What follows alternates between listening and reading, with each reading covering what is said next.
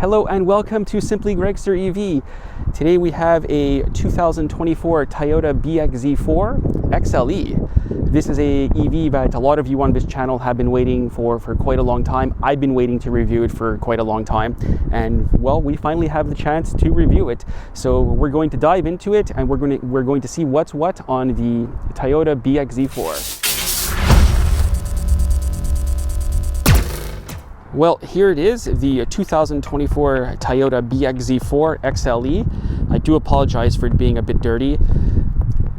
This is Toyota's first real attempt at a mainstream EV. They have made some EVs before, but this is their first mass production, fully electric vehicle. This comes in two formats. There's an all-wheel drive dual motor such as this one, and there's also a front-wheel drive. Different battery pack options between the two of them, different charging rates between the two of them. This one here actually does a measly 100 kilowatts, I believe, and you can only fast charge it twice, so I don't know about road tripping that. Yeah, but I think Toyota knows their customer base with this car, where these will be mostly driven around in the city and always charge at home on level 2. I find it looks okay. I think there's a bit too much going on with these different colored fenders, but at least they're painted. I believe on the Subaru Solterra, the sister vehicle to this, they're not painted, so that could be a bit annoying to deal with. There's these cool back cuts in the bumper to direct airflow away from the front wheels, increase efficiency just a bit. Your charge port is here. These are actually very nice charge port covers. Those open, awesome. I wish more manufacturers did that, so they got that part right. Coming around here, we'll just walk around it again. Again, the back, there's a bit too much going on in back, but nothing too crazy. No rear wiper, I noticed, whatsoever. Hopefully they could update that at some point. BZ4, it sounds like a McDonald's mobile order number. I'm not too sure on that naming. Toyota has some great names and legendary names. It says battery electric vehicle, but we already know that is, and the lack of tailpipes gives that away actually. All-wheel drive badging, a bit too much badging going on in back, but yeah, all looks good back here. Fully glass roof. Again, I apologize for the pollen and all of that. It is springtime here in Montreal. Here we'll open up the passenger door. Typical Toyota door, very high quality stuff, and even has that Toyota smell if you're familiar with Toyotas of cloth interior. My friend has a Lexus IS 300 from back in the day, and these seats actually remind me of his car. Cloth dash as well, very nice high quality stuff. It's what you would expect from Toyota.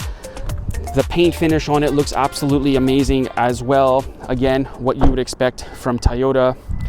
It's on hubcaps, but I'm pretty sure there's going to be an alloy wheel behind that, as is the style these days. And look, finally, something in the mid $50,000 price range that has a power tailgate, and there's plenty of room back there as well for whatever stuff you need to put in. Again, coming back here, it has the over fenders that are painted, which is really good because I have a car that does not have that has non-painted over fenders, and they're really hard to keep clean. Plenty of room back here as well. Look at all the space here, tons of space. USB-C, beautiful finishing on the interior. I love the cloth. Good quality cloth is so nice to have in a car. I wish more manufacturers did that. Let's go have a look here inside, see what's up. It keeps beeping at me. So pretty standard Toyota in here. Here, let's turn it on so it stops bonging at me because it's really freaking me out. We'll close that back as well. Interior, this steering wheel, I find it's a bit too small. This gauge cluster is set too far back. What I did like, what they updated, they actually put a state of charge meter on it. That was a complaint before in the previous year, where it wasn't mentioning state of charge. Very nice in here. As I mentioned, typical Toyota quality, tons of space under here. Wireless phone charger here. I don't know why it's covered. It doesn't seem ventilated either. That's going to be a phone oven. A bit odd To put in drive and reverse, you have to press and turn this knob and a button for park, but this is something we've kind of seen on Toyotas for quite a while.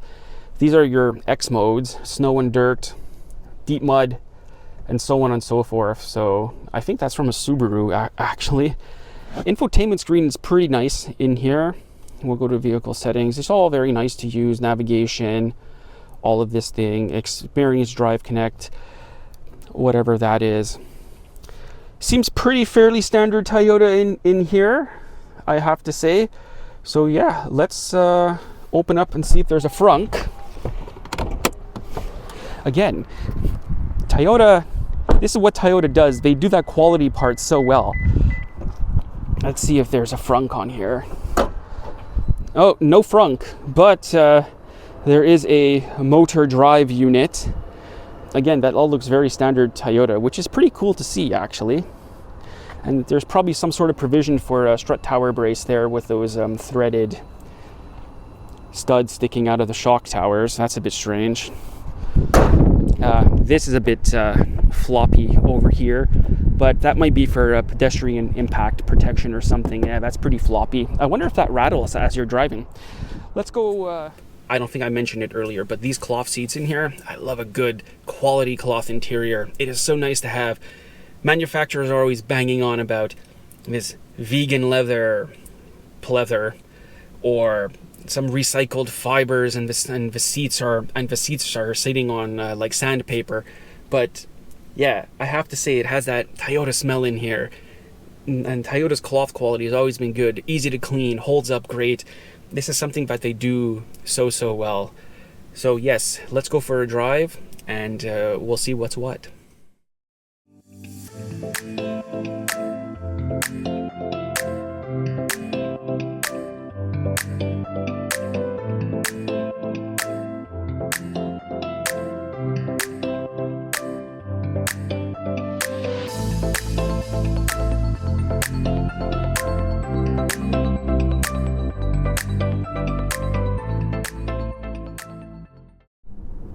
I've reviewed a lot of EVs on this channel, as the regular subscribers and watchers know, and they always ride a bit harsh. They're always really harsh, especially the SUVs. They just ride so stiff because they're trying to get it to work with the immense weight, and they don't want to go to air suspension. But you know what? This one here rides so nice. It's on a nice thick sidewall. The suspension compliance is really good. I have to say the ride on this is almost sublime.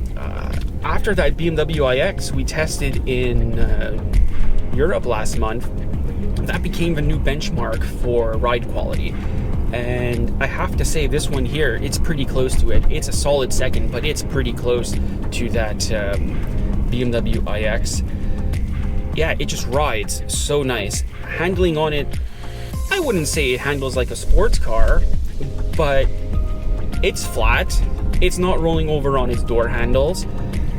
There's only so much you can do with a 4,400, 4,500 pound vehicle like this that sits high up off the ground. Yeah, I know the battery pack sits low in it, but you know what? It drives pretty good. I have to say the acceleration is pretty good. It might not have high numbers. It might not have those 0 to 60 times, or 0 to 100 times of 3.5 seconds or 4 seconds. But as I mentioned in that Mach-E video, it's becoming a bit pointless to mention these figures for a daily driver. In my opinion, I actually think the horsepower rating on this and kilowatt output is probably a bit underrated. It feels a lot quicker than it actually is. As I mentioned, this is available in front-wheel drive of about 420 kilometers, 425 kilometers of rated range. In all-wheel drive configurations such as this one, it's about 367. In my opinion, on, I believe this is a 63 kilowatt hour battery, probably realistically about 300 kilometers of range in this, I would say. That's just based on driving enough EVs and filming these videos. I don't see the efficiency being ultra great in this given the frontal area, but yeah, given that battery size, I would say about 300 kilometers of range. As we mentioned before, peak rate of DC fast charging on this is about 105 kilowatts. Toyota says 0 to 80% in just under an hour, which I don't think is really good. Actually, it's pretty poor. Actually, it's more appalling given what else is on the market in this price point. And the AC charging at home, I really wish it was 11 kilowatts, because on the press sheet it says 6.6 kilowatts of charging, which at home, I mean, well, it's not great either, especially if you have the capacity to handle more. So that's something they have to work on, but I understand why they did it. They went ultra conservative. So let's pull over here and we'll give the final thoughts on the BX4X. So that was our drive, and I'll admit, when I first had the opportunity to drive this, I had all these ideas in my head that it was going to be a terrible vehicle and the worst EV ever made again. But the logic at Toyota is, Toyota has their own mindset. Toyota is a very conservative company. Toyota doesn't rush into anything without trying it first or developing their own ways around it. And this is what we have here. Is it the best EV on the market? Absolutely not. Is it the worst EV on the market? Absolutely not. This vehicle appeals to the loyalist Toyota fan base, which is fiercely loyal, and they will defend the brand until the death. But there's a lot of manufacturers like that. Being that Toyota is a conservative company, they didn't rush into building this. They know their customer base extremely well. And I think that's what a lot of the automotive media forgets about these companies, is that they know their loyal fan base very well, and they know what that fan base wants. So that's probably why they were a bit conservative on the specs, the charging speeds, the general feel of the vehicle. I mean, I feel it finds great. It feels like a Toyota, but that's what you would expect if you're buying a Toyota, just as you would expect it to feel like a BMW or a Porsche if you were buying those vehicles. A lot of press was probably too overly critical of this car. It does have flaws. I think in this price point, as we've mentioned, there's better choices from Hyundai, Kia, Tesla. Like, I'll give you an example. The Model Y long range here is about $5,000 more, but it's also significantly more vehicle. The rear wheel drive, it's a bit less than this. It's about $4,500 less, and it's still significantly more vehicle in terms of charging performance and range. But at the same time too, something like this might just be driven around in the city or driven around its local area. And let's be honest here, that's where most of our cars are driven. They're driven to and from work, to and from school, work, home, shopping mall, visiting parents, whatever. And I think that's what Toyota tried to capitalize on. They said, why do we have to go out there and reinvent the wheel or reinvent the EV if our customers are only driving these in their local area? Now, I know people in the comment section will start saying, well, what's the point if I can't have a car, if I can't go drive anywhere? Well, how many actually road trips do you take a year? We still have a gas car at home. I've taken one road trip this year. Our Mini Cooper, really low range, so-so charging, we still managed to make it work. So this definitely does work. I just think it appeals to that Toyota loyal fan base, where they might not necessarily want an EV from a startup manufacturer that you don't know what's going to happen in a month or a day, or actually in Tesla's case, at any given minute. And Toyota represents that stability, a familiar brand, a company that they know, a company that they've been buying from for years and years and years, that's still going to be there. So a very conservative approach is always taken by Toyota, and we see that with their hybrids. They don't rush into it, and you know what? I can't fault them for that. That's their company philosophy. That's what they believe in, and it works for them. I can't go out there saying that I hate this vehicle. I just wouldn't buy one. Me personally, I wouldn't buy one.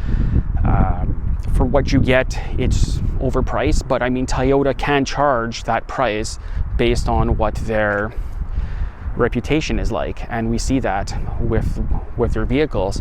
It's a very high quality product. Don't get me wrong, this is a very high quality product, probably one of the highest quality EVs that we've had on this channel. So on that final thought, if you've made it this far, thinking about liking and subscribing. This was actually a fun video to make. I was looking forward to this. Again, very conservative EV, very safe bet. If you're a Toyota loyalist or if you're in the market for an EV and you're not sure about the startup manufacturers, go for it. But I can't recommend it on the side of tech, charging performance, battery performance. I can't recommend it there. If you're charging at home constantly and you're only sticking within 400 kilometers of your house, fine, go for it. Still a very high quality product. I'm not making fun of it whatsoever. I don't want Toyota to get the wrong impressions, but I just don't think it's up to par what people expect from EVs these days. But it is something that you would expect from a very conservative company like Toyota. And I think on that aspect is what they nailed it on. They know their customer base, they know what people want, and they don't have to go out there with crazy tech and so on and so forth. They have an amazing vehicle lineup in terms of gas, hybrid, and EV. This is also a Subaru Solterra and a Lexus offering as well. So yeah, Toyota BX4, it's good, but I just can't recommend it. We'll see you again in the next video.